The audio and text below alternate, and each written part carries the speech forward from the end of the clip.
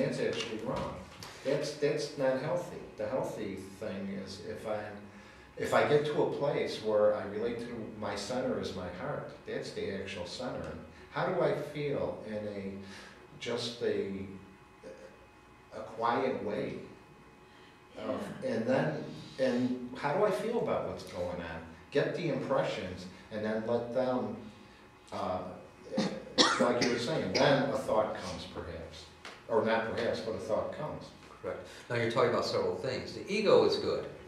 Everyone says, oh, kill the ego, do this. You know, I believe with all my heart and my experience and my teaching, etc., that without the ego, as I've always said in all my workshops and discussions, whatever, the ego, without it, we'd be like an old pair of worn out shoes.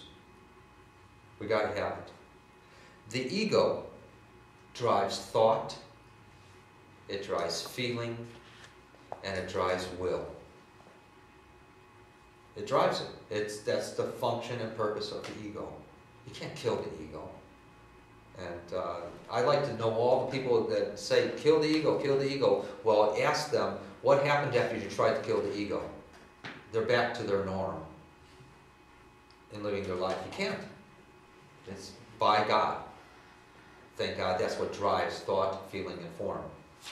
As in all manifestation, which would not be able to occur without the ego, without its expression, nor the ability to perceive.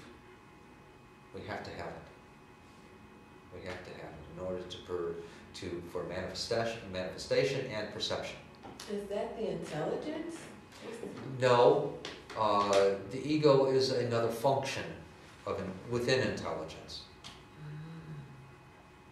It's God's manifestation, as with, say, there's cells, there's tissue, and that's on the physical level. There's all kinds of things on the so-called spiritual levels or etheric levels, and ego is one of those. It helps to be the whole body, the whole mind. We're the only organism that has the capability of thinking outside of itself in our universe. Okay. Even angels don't have this capability. So we're complex in that respect. Because we have free will, that's why. Oh, okay. Total free will. Okay, I thought that was because we were like in the spiritual plane at one time and the physical and then in the... Now we're both. Yeah, we're both. That's what I was saying. That's why we are... Okay. Do you know what I'm saying? Oh, I got it. I understand. We're both.